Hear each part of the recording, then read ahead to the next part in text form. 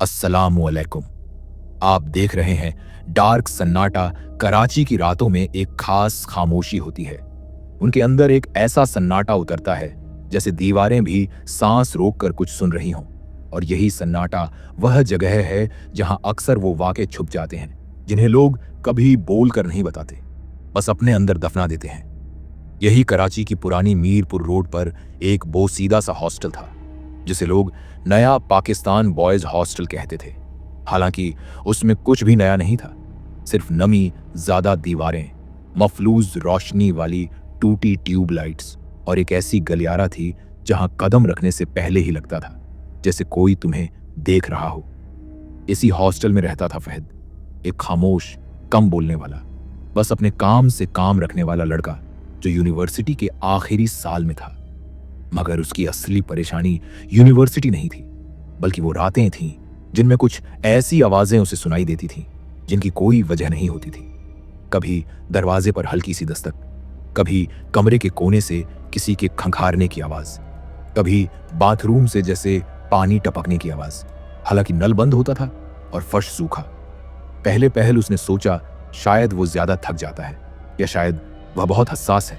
मगर फिर एक रात वो हुआ जिसने उसकी नींदें छीन ली।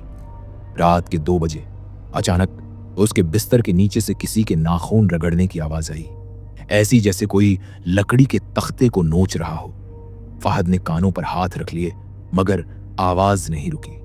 वो और तेज होती गई, बिल्कुल करीब, जैसे कोई नीचे से बाहर निकलने की कोशिश कर रहा हो। वह घबरा कर उठा, मोबाइल की रोशनी जलाई और बिस्तर के नीचे झांका। वहां कुछ नहीं था, मगर लकड़ी की तह पर ताजा खरोंचों की 3 सीधी लकीरें बनी हुई थीं, बिल्कुल ऐसी जैसे किसी ने दांत पीसकर गुस्से में बनाई हो। अगली सुबह वह वार्डन के पास गया, मगर वार्डन ने मजाक में ले लिया। कहा, पुरानी इमारत है बेटा, कभी कभी जानवर घुस आते हैं। मगर फहद ने सोच लिया कि अगली रात होशियार रहेगा। रात को उसने फोन अपने हाथ में पकड़ लिया, कैमरा ऑन रखा और लाइट कम करके लेट गया। 12 बजे तक सब ठीक रहा। फिर अचानक उसके कमरे का दरवाजा हौले से चरचराकर खुद ब खुद खुल गया, जैसे किसी ने बाहर से जोर से धक्का न दिया हो, बल्कि कोई अंदर आकर बैठ गया हो। फहद का दिल जोर से धड़का। उसने फोन की लाइट दरवाजे की तरफ की, मगर वहां कुछ न था। खामोशी, इतनी गहरी खामोशी कि दिल की धड़कन भी भारी लगने लगी। फिर पहली मर्तबा उसे वह आवाज सुनाई दी, वह आवाज जो आने वाले कई हफ्तों तक उसकी जिंदगी बर्बाद करने वाली थी। एक मध्यम सी आवाज, जैसे कोई बहुत करीब से सरगोशी कर रहा हो, मगर जबान पूरी तरह खुल न रही हो। आवाज आई, वापस आ गया हूं। फहद का जिस्म अकड़ गया। उसने पूरी हिम्मत करके पूछा, कौन? मगर जवाब में सिर्फ सांस की आवाज आई, भारी, बोझिल, जैसे कोई करवट बदलने की कोशिश कर रहा हो। फिर अचानक कमरे का लैंप खुद ब खुद टिमटिमाकर बुझ गया और फहद ने पहली बार वह साया देखा जो गलियारे की तरफ से अंदर आ रहा था। इंसानी शक्ल का, मगर गैर इंसानी हरकतों वाला, जैसे उसके कदम जमीन को छूते ही नहीं बल्कि सरकते हुए आगे आ रहे हों। साया कमरे के बीच पहुंचकर रुक गया, फिर आहिस्ता आहिस्ता लंबा होने लगा, इतना लंबा कि उसकी छोटी छत से टकराने लगी। और फिर वही सरगोशी आई, इस बार ज्यादा साफ। इस जगह से तुम लोग नहीं बचते। फहद ने बिना सोचे दौड़ लगा दी, दरवाजा खोला और गलियारे में निकल आया। मगर गलियारे में वही साया पहले से खड़ा था, जैसे उसने पहले ही अंदाजा लगा लिया था कि फहद कहां भागेगा। फहद हैरान होकर पलटा, मगर कमरे के अंदर भी वही साया खड़ा था। अब 2 थे, दोनों की आंखों की जगह खाली गड्ढे थे और दोनों एक साथ आहिस्ता आहिस्ता आगे बढ़ने लगे। फहद ने एक चीख मारी और भागता हुआ सीढ़ियों तक पहुंच गया, मगर नीचे पहुंचकर उसे लगा जैसे पूरा हॉस्टल बदल गया हो। नीचे की गैलरी में अंधेरा इतना गहरा था कि कुछ दिखाई ना देता था। और फिर नीचे से किसी के चलने की आवाज आई, कदमों की हल्की हल्की आवाज, मगर वक्त के साथ वो कदम भारी होते गए, जैसे कोई चढ़ते हुए उसे देख रहा हो। फहद ने ऊपर भागने की कोशिश की, मगर ऊपर की सीढ़ियों पर भी कुछ आ रहा था। दरमियान में वह फंस गया था, ऊपर साया, नीचे साया, और बीच में उसका दम घुटने लगा। उसने पूरी कव्वत से चीख मारी और बेहोश होकर गिर गया। सुबह जब होश आया तो वह वार्डन के कमरे में था।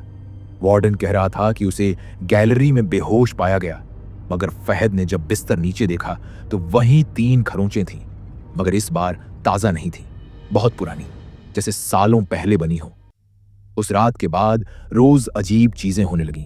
कभी कमरे में कोई चलता, कभी खिड़की पर सांस की भाप नजर आती, कभी रात को कोई उसका नाम लेकर कहता, वापस आ जा। फहद पागल होने लगा था। उसने सोचा कि हॉस्टल छोड़ दे, मगर जब जाने लगा तो वार्डन ने रास्ता रोक कर कहा, यहां आने वाले सब यही कहते हैं, मगर जाने वाला कोई नहीं। फहद को लगा वार्डन मजाक कर रहा है, मगर वार्डन की आंखें खाली थीं, जैसे अंदर कुछ और बसता हो। फहद भागता हुआ मेन गेट तक पहुंचा, मगर गेट बाहर से बंद था। ताले पर ताजा खून के धब्बे थे, जैसे किसी ने कल ही किसी को यहां पकड़ा हो। पीछे से कदमों की आवाज आई। फहद ने मुड़कर देखा तो पूरा हॉस्टल गलियारे में खड़ा था, मगर वो लड़के नहीं थे।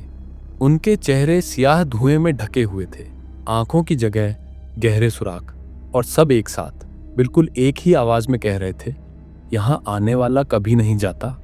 फहद ने आखिरी कोशिश की दीवार फांदने की, मगर जैसे ही वह दीवार पर चढ़ा, किसी ने पीछे से उसका पैर पकड़ लिया।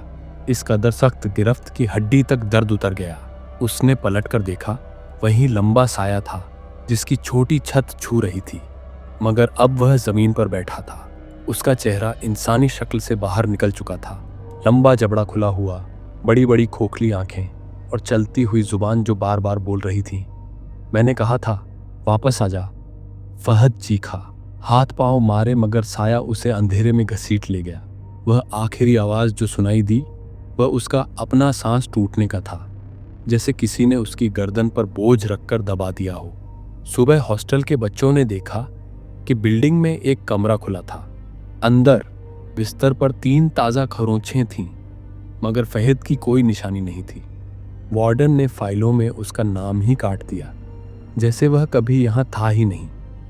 मगर आज भी हॉस्टल के बाहर से गुजरो तो रात के 3 बजे गैलरी में किसी के नाखून रगड़ने की आवाज आती है, और कभी कभी किसी की सरगोशी सुनाई देती है जो बहुत आहिस्ता आहिस्ता कहती है, वापस आ गया हूं।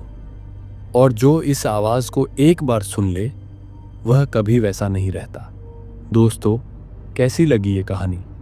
अगर पसंद आई हो तो वीडियो को लाइक करें, चैनल को सब्सक्राइब करें और कमेंट में बताएं। मिलेंगे अगली कहानी में।